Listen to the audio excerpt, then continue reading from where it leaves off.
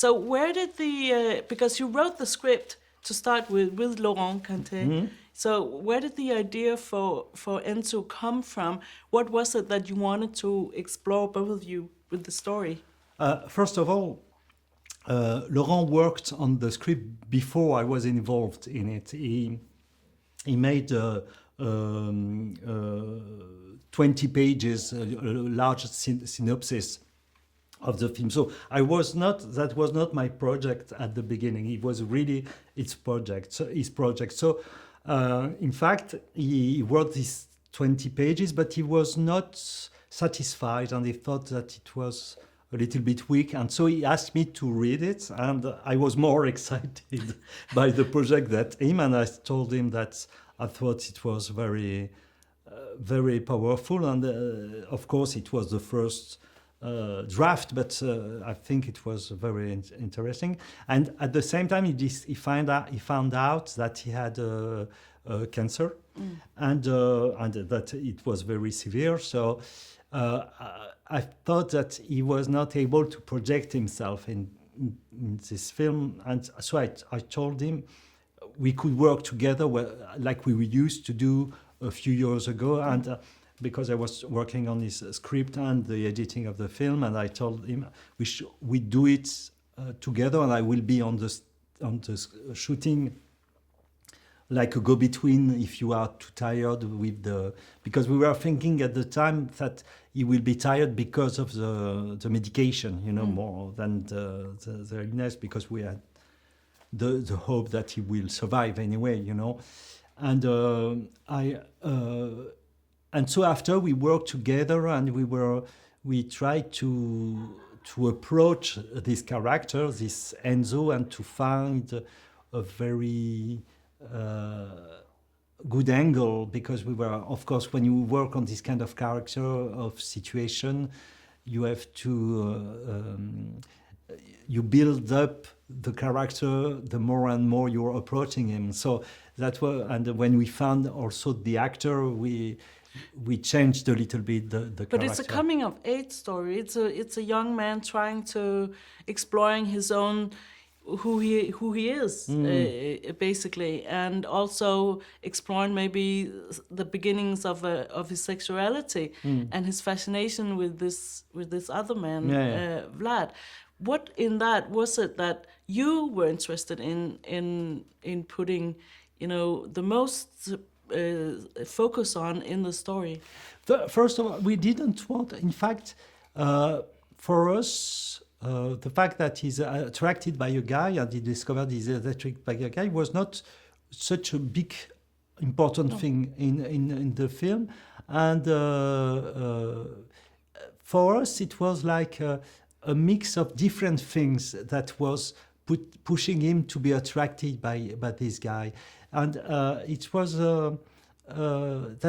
we were interested in this character because, first of all, I must say, I don't know how is it in Denmark, but in France, a lot of young people, of teenagers, doesn't want to put themselves, because they know that it will be difficult to have a better future than their parents. That the situation now is so difficult because of the globalization, because of the wars and all these black clouds upon us. So most of them wants to make a job who would give them money very quickly, and a job which is more concrete, like building a wall, like doing tattoos or this kind of thing. There's something in the air which is very important and about that. And people, I have this feeling that a lot of young people don't want to project themselves in long studies for being worse, and because of the AI and all these things, we don't know what are going to be the work, what it means to work in 10 years, in 20 years. So you have this feeling that's where we were talking in the film, that they don't belong in the same class that their parents, that they are in another place. And so what we wanted to portray is also a young guy who is in a crisis, but the crisis is a crisis he creates around him with his parents, with his girlfriend, with his co-workers on the construction set. So, and in all these things, he discovers that he is attracted by. It's not that I think his father is right when he says that he's afraid but he's afraid. He's so afraid that he wants to go in front of the violence of the world, So he prefers war. Go to the war. Yeah. He wants to have sex with his co-worker. He wants, to. It's much more like he's pushing himself in the swimming pool without knowing how to swim. So because because you can see that he's not very good at his work. He's not very, it's a fantasy at the same time because he's really a young bourgeois at the same time. So that's all these ambiguities and troubles that we wanted to portray with this character. And you do that really great. Thank you. About the work and taking over a film that your friend had prepared to do must be quite special, What were your reflections on whether you should do it? And if you wanted to, did you want to do it exactly as Laurent Cantet wanted? Or did you want to change things yourself when you started on it? First of all, when you do a film, you work on the film, you work on the script all the time, even during the shooting and even during the editing, the film change.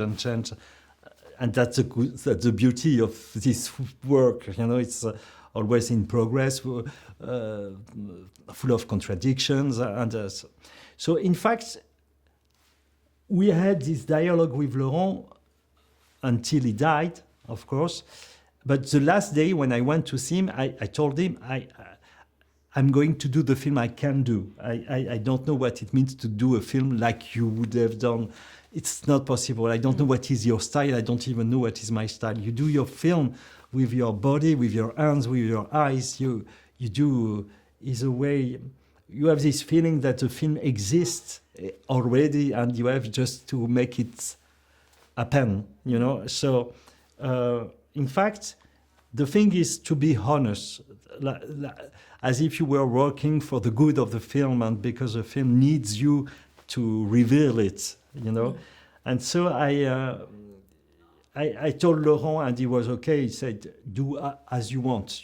Of course, it would have been horrible if I was thinking all the time, what would Laurent have done? Because of course we would have a discussion on everything during the shooting. We would have argued of all of things. So I was alone, but I was with Gilles Marchand, which is another director and scriptwriter who works with Laurent on the beginning of this film. So we tried just to be honest with the film, and that was the most important thing, I think. And the thing also that I want to say, it was that it was quite the most happy shooting that I was involved in, because in fact I realized that it was a chance to do this film for him, to like a gift, it was like, and I thought that because also I realized that if we have stopped the film when he died, we would have a terrible summer, doing nothing, thinking of him.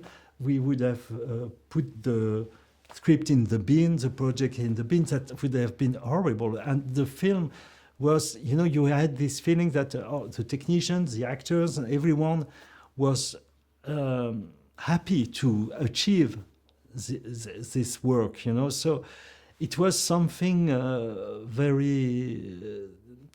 I was not even sad, to be honest. I was really in the working process,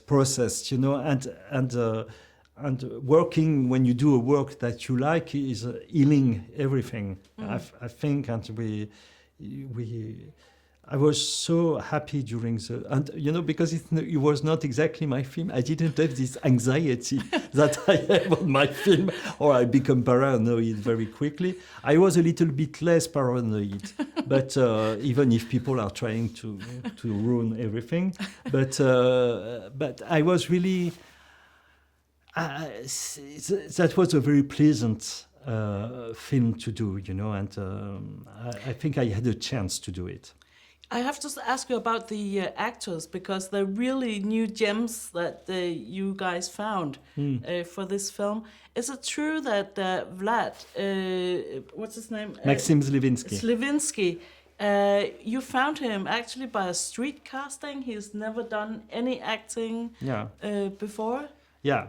No, he was really working as a construction worker. And he's really Ukrainian, and we were inspired by him, and we were inspired by the other guy who played, I don't remember, Miroslav, and because we used their photographs, we used their stories, we worked a lot with them, because it was interesting what they have to tell us about their situation, and but I must say, like Eloa Pou, in fact, you don't find they are not professional, but they are good actors, in fact. And I think the both of them are very amazing for me. I think, and because you were in little doubt with Pohu in the beginning, because he came in with his brother. As I understand. Yeah, and they were so bad. For the yes, we did a test, and they were so bad. But to be honest, the scene we gave them was so bad that it's not even the film at the end. So I don't know why we chose a very weak scene, and of course we found all the actors very bad because of us. And but when you see someone like Eloi, he was not so good, but I thought, and Laurent thought the same, that it was him. It has to be him. So after we worked a little bit more, I asked Laurent, because Laurent was very tired at this moment. I told him, let me work with him and with Maxim Slivinsky, who played Vlad. And we did a rehearsal where he was showing him how to work on a wall and to make... so he was doing what he does in life, and that clicked very quickly between them, and it's very interesting because they found a way to be natural during the shooting. It takes a little bit more time, but they really worked on their characters, and they're really good in it. Yes, I know. Together also. Yes, I know they are. They were very close during the shooting. They were very. There was a kind of friendship between them, which was very nice to see, and I think that they were confident of each other. That was nice to see, But I was really amazed by, I am always amazed by what actors can give to a film, how they can embody the characters, but they are better than what you would have thought at the beginning, because they are creating dimensions that you didn't have in mind first, and that's very, very important for a film. Thank you so much. Thank you. And for a great film. Thank you very much.